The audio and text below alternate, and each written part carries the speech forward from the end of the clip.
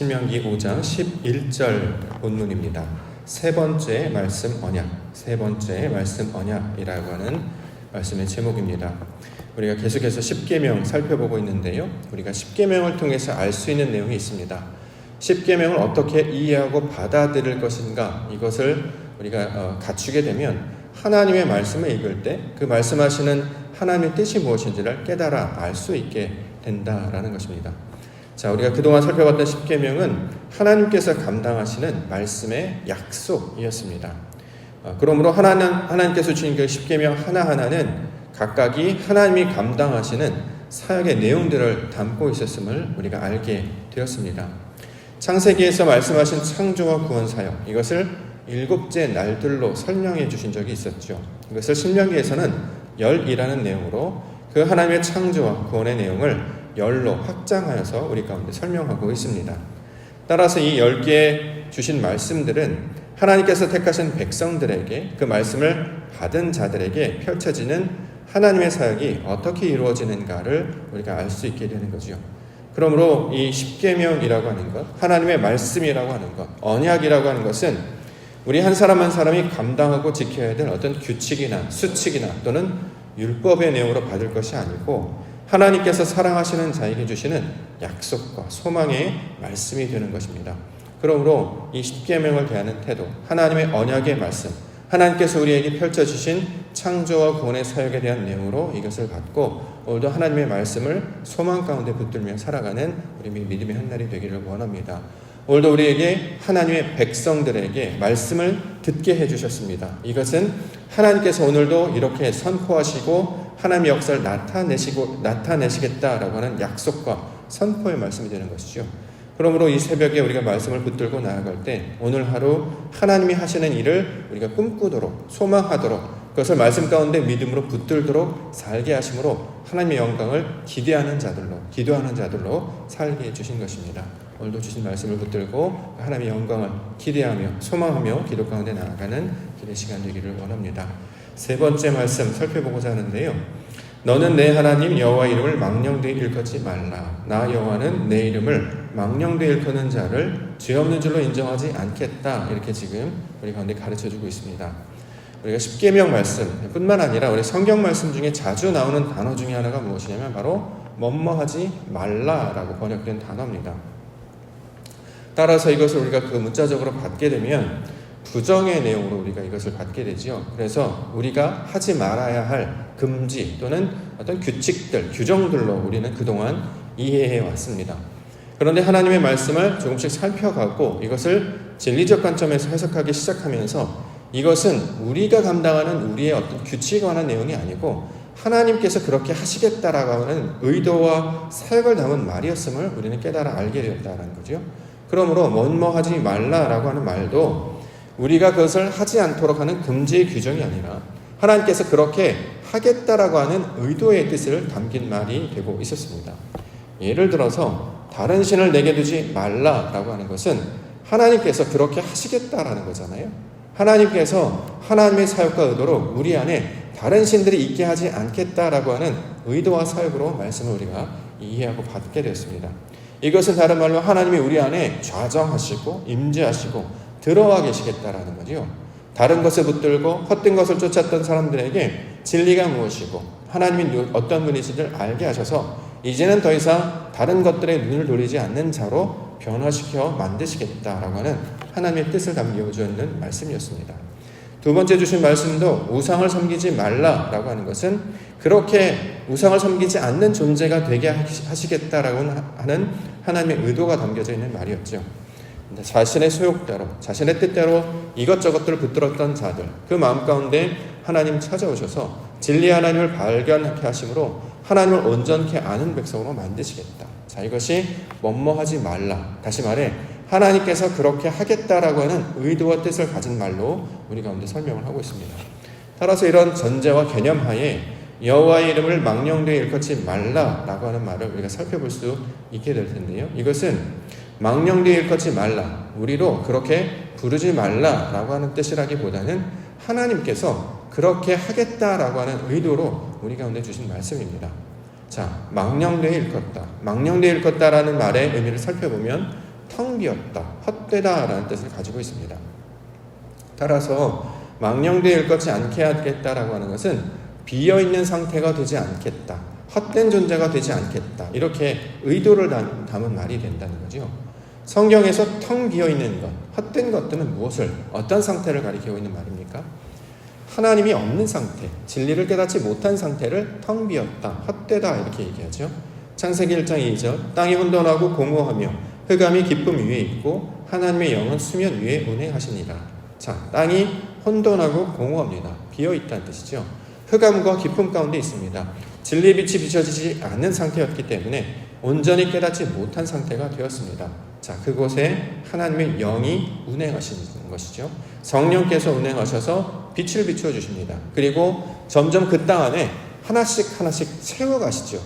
텅 비어있던 곳에 자, 풀이 자라게 하시고 채소가 나게 하시고 열매 맺는 나무가 살게 하시고 그 안에 동물이 살게 하시고 새가 날게 하시고 마침내 사람이 살게 하시는 땅으로 바꾸어 주십니다. 마치 성전을 짓게 하시고 그 안에 보석들을 세우시고 기구들로 채워 넣으신 것처럼 점점 채워 넣는다라는 거죠. 이것을 우리가 영적인 의미로 해석을 하면 우리의 마음 안에 하나님을 아는 뜻으로 채워 넣으시고 깨닫게 해주셔서 진리가 무엇인지, 하나님의 뜻이 무엇인지, 하나님의 영광이 무엇인지를 아는 자들로 만드시겠다라고 하는 하나님의 의도를 담은 말이 되고 있는 것입니다. 그러므로 망령되어 일컫다라는 말은 하나님의 그 진리가 무엇인지, 뜻이 무엇인지를 알고 깨달아서 마침내 하나님의 뜻을 온전히 아는 자로 변화시키시겠다라고 하는 약속의 말씀이 되고 있는 것입니다. 우리가 그동안 망령되어 일컫다라는 말을 문자적으로 받아왔죠. 그래서 실제로 유대인들은 망령되어 일컫다, 그러니까 함부로 말하다라고 이렇게 받아왔다는 것이죠. 그래서 유대인들은 직접적으로 하나님의 이름을 부르지 못했습니다. 여호와라 또는 엘로힘이라 이렇게 부르지 못했습니다. 그런 단어가 나오면 묵음으로 처리하거나 아니면 아도나이, 주님이라고 부르거나 또는 그 이름 이렇게 불러서 실제로 이것을 그대로 받아가지고 이름을 부르지 않는 것으로 그렇게 이해를 하고 왔다는 거죠. 자, 하나님께서 이름이라는 것으로 자신을 알려주셨습니다. 이름을 주신 것은 우리에게 그 의미가 무엇인지, 뜻이 무엇인지, 그 안에 담겨져 있는 하나님의 속성이 무엇인지를 알려주시는 하나의 도구와 상징이 되는 것이죠. 하나님을 이름이라는 것을 부른다고 하여서 그 이름이 하나님의 모든 것들을 다 담을 수 없습니다. 하나님께서는 위대하시고 크시고 보이지 않는 분이신데 그것을 우리가 이름이라는 것을 규정을 해버리면 그 규정 안에 들어와 있는 분이 아니다라는 거죠. 단순히 하나님의 뜻이 무엇인지 그것을 알리기 위해 담은 그릇에 불과한 것입니다. 그러므로 여호와라고 부르든 여호와 엘로힘이라고 부르든 야훼라고 부르든 그것이 중요한 것이 아니라 그 안에 담겨져 있는 하나님의 성질, 하나님의 뜻, 그것을 아는 것이 훨씬 더 중요한 내용이 된다라는 거죠. 자, 이것을 망령되어 일컫다라는 것으로 해석을 했는데요. 이것을 문자적인 뜻으로 받는 것이 아니라 진리적 관점에서 해석을 하면 이것은 우리의 이름을 어떻게 부르라는 그런 뜻이 아니라 하나님의 말씀을 그 뜻이 알지 못하는 상태로 두지 않겠다라는 거죠. 우리에게 이제 예를 들어서 율법을 주셨습니다. 또 성전을 주셨어요. 율법을 주시고 성전을 주신 이유는 하나님의 뜻이 무엇인지를 알라고 주신 말이었잖아요. 그런데 율법을 들었어도 그 뜻이 무엇인지를 알지 못했습니다. 그것이 담겨져 있는 속뜻을 알지 못하니까 겉으로만 지키는 신앙생활이 된다는 거죠. 자, 어떤 말씀을 받으면 그 말씀을 받고 그것이 담겨져 있는 뜻이 무엇인지를 알아야 하는 것인데 그 뜻은 알지 못하고 겉만 붙들고 사는 것, 이것을 텅 비었다 또는 헛되다라고 말합니다. 아무것도 채워지지 않게 되기 때문입니다. 율법이 말하는 것은 하나님의 생명의 방법이 무엇인지를 알려주시는, 하나님의 어떠하심과 그의 온전하심과 완전하신 뜻을 가르쳐주시는 내용이었습니다. 그런데 하나님은 알지 못하고 그 진리는 깨닫지 못하고 그냥 말씀 한 구절 한 구절을 내가 몸으로 지키려고만 했다는 거죠. 이것은 율법, 다른 말로 종교 행위밖에 되지 못했습니다. 그러므로 이것을 텅 비었다, 이것을 헛되다라고 이야기합니다. 성전을 우리가 이제 보여주셨단 말이죠. 성전을 보여주신 것은 하나님이 거하시는 그 모양이 어떻게 된 것인지를 상징적으로 가르쳐 주신 것입니다. 그러면 우리 마음이 성전이 되어서 하나님의 진리와 뜻으로 채워져야 되는 거죠. 그런데 사람들은 어떻게 합니까? 나는 변하지 않고 율법으로 지키는, 다시 말해 신앙적 열심으로 성전을 짓고 그 안에 어떤 기구들 넣어서 그것들 바라보며 산다는 거죠. 이건 헛된 것이다. 내 속사람이 변하지 않으면 겉으로만 다른 행동이 되는 것이면 그것은 헛된 것이고 텅빈 것이고 하나님의 온전한 뜻을 알지 못하는 것이다. 이렇게 말하고 있습니다. 자, 그러한 상태로 내버려 두지 아니하시겠다는 거예요. 그래서 우리 가운데 보여주신 분이 누구냐면 예수님이십니다. 예수님은 율법의 완성이 되시는 분이시고 말씀하시는 성전이 되었다는 거죠. 율법이 어떠한 것인지를 완성하면 어떤 모양이 됐냐? 예수님의 모양이 된다는 거예요. 나의 뜻으로 살지 않고 하나님의 뜻으로 살게 되면 순종하고 순수하게 겸손하게 하나님의 뜻을 섬기며 사는 자를 예수님으로 보여주셨습니다. 뿐만 아니라 그는 말씀하시는 성전이죠. 하나님의 말씀으로 채워진 자 아닙니까? 그래서 하나님의 뜻이 무엇인지 자신의 뜻으로 살지 아니하고 하나님의 뜻으로 사셨고 말씀 한 구절 한 구절이 무슨 뜻인지를 우리 가운데 가르쳐 주셨어요. 성전은 건물로만 있었기 때문에 우리에게 아무것도 알려주지 못합니다. 그러니까 사람들이 자기 생각으로 성전을 바라보면서 이렇게 하는 게 하나님의 뜻이야. 저렇게 하는 것이 하나님의 뜻이야. 그렇게 살고 있었다는 거죠. 그런데 말씀하시는 성전인 우리 가운데 찾아오신 예수님은 그 하나님의 말씀이 무슨 뜻인지를 하나씩 풀어서 설명해 주셨습니다. 그 대표적인 증거가 바로 산상수훈이 되고 있는 것이죠. 이 십계명을 풀어서 설명하는 내용이 바로 산상수훈의 내용인데 예수님께서 왜 그 일을 하시냐면 우리 가운데 하나님의 말씀을 온전히 담은 살아있는 성전, 말씀하시는 성전, 입을 열어서 말씀하여 주심으로 하나님의 뜻이 무엇인지, 온전한 뜻이 무엇인지를 하나씩 가르쳐주고 있기 때문입니다. 왜 그렇게 하시느냐? 창세기에서 신명기에서 약속하셨던 말씀을 성취하시는 거예요. 망령되이 일것지 않게 하겠다. 비어있는 상태가 되지 않게 하겠다. 그 의미가 무엇인지 모르거나 또는 오해하여서 잘못된 방식으로 살고 있었는데 그렇게 하지 않게 하겠다. 이것을 완성하는 내용으로 예수님의 사역을 말씀하고 있습니다. 자, 이전에는 하나님의 뜻이 무엇인지 몰랐어요. 자신의 생각들로 가득 차 있었죠. 그렇기 때문에 하나님의 뜻으로 하나님의 방법으로 살기보다는 자신의 욕심과 방법으로 살았던 자들이었습니다. 그런데 말씀을 만나게 돼요. 진리를 만나게 되면 깨닫게 됩니다. 그래서 조금씩 변화되게 되는 거죠. 마치 물 안에 무엇이 독 안에 항아리 안에 물이 채워지듯이 우리의 심령 안에 하나님의 말씀이 점점 채워지면 어느 순간에 이 하나님의 말씀의 역사가 우리를 완전히 지배해버려서 나의 뜻대로 하지 아니하고 하나님이 기뻐하시는 대로 사는 하나님의 백성들로 변화시켜 주신다라는 것입니다. 이게 하나님의 구원의 약속이었다는 것이고 이것을 10개의 말씀들로 지금 풀어서 우리 가운데 설명을 하고 있는 것이죠. 또 하나 나타나는 내용은 죄 없는 줄로 인정하지 아니하리라. 내용도 되게 어렵게 번역이 되어 있는데 죄 없는 줄로 인정하지 아니하리라. 자, 그러면 죄가 있다라고 지금 이야기하시는 것인가? 자, 하나님께서는 이게 무슨 뜻이냐면 죄가 없는 상태가 되게 하겠다라는 의도라는 거죠. 우리가 잘못하면 너 죄 있어라고 너 정죄할 거야 이런 하나님이 아니시라는 거예요. 하나님의 의도와 사역은 우리 안에 남겨져 있는 그 죄의 상태, 하나님을 알지 못하는 상태에서 변화시켜서 하나님을 아는 상태로 변화시킨다는 거죠. 그러므로 죄가 없는 상태가 되게 하겠다. 그래서 이 말씀을 진리적 관점으로 해석하면 여기 이제 인정하지 아니하리라고 번역된 단어는 깨끗하게 하다, 순수하게 하다, 잘려나가게 하다라는 뜻입니다. 우리 안에 육신적인 사람의 속성이 남아져 있습니다. 자, 이것들 어떻게 해요? 물을 부어주셔서 진리를 부어주셔서 말씀을 가르쳐주셔서 정결하게 하신다는 거죠. 깨끗하게 하시는 거예요. 이런 생각 저런 생각 이런 생각 세상의 교훈 나의 욕심 누구에게 들었던 마음 여러 가지 마음이 혼재되어 있었는데 이것을 진리의 물로 흘려버려 주셔서 깨끗하게 하시는 거예요. 성경에서 말하는 깨끗하다라고 하는 것은 하나님의 말씀만 붙들고 있는 걸 깨끗하다라고 하죠. 두 주인을 섬기는 것이 아니라 하나님만 섬기고 있는 것을 깨끗하다. 그것을 진리, 유일하다라고 붙들고 있는 것입니다. 그래서 그 깨끗한 말씀을 전하시는 분이 누구냐면 모노게네스, 독생자라는 거예요.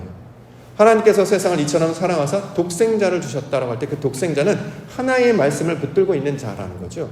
그래서 그를 우리 가운데 보여주셔서 진리를 어떻게 붙들고 있는 건지를 가르쳐 주셨습니다. 그래서 죄가 없는 상태가 되게 하겠다. 우리에게 예수를 보내주셔서 구원자를 보내주셔서 하나님의 백성으로 만드시겠다라고 하는 말씀의 약속이 4절이 담고 있는 이 세 번째 말씀이 주고 있는 이 교훈이 된다라는 것입니다.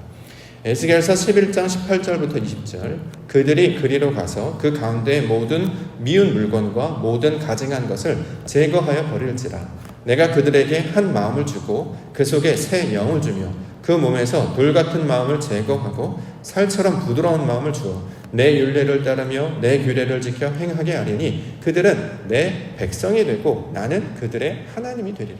약속의 말씀이었어요. 돌 같은 마음을 제거하고 살처럼 부드러운 마음을 주시겠다는 거죠. 돌 같은 마음, 말씀을 받지 않기 때문에 딱딱하고 강팍하고 마음의 목이 곧아서 하나님의 말씀을 받지 않는 거죠. 하나님이 펼치신 세상의 것들을 받아들이지 않는 거예요. 뻣뻣하게 서 있는 자였는데 진리의 말씀이 우리 가운데 역사하니까 그걸 받아들이게 되는 거예요. 부드러운 마음이 된다는 거죠. 그래서 그 말씀을 지켰더니 나의 백성이 되고 하나님께서 우리의 하나님이 되시겠다. 이렇게 지금 약속하고 있습니다.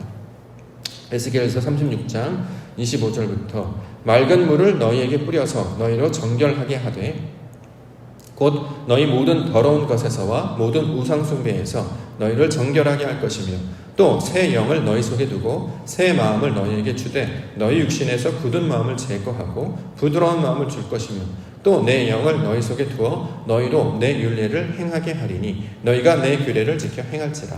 내가 너희 조상들에게 준 땅에서 너희가 거주하면서 내 백성이 되고 나는 너희의 하나님이 되리라.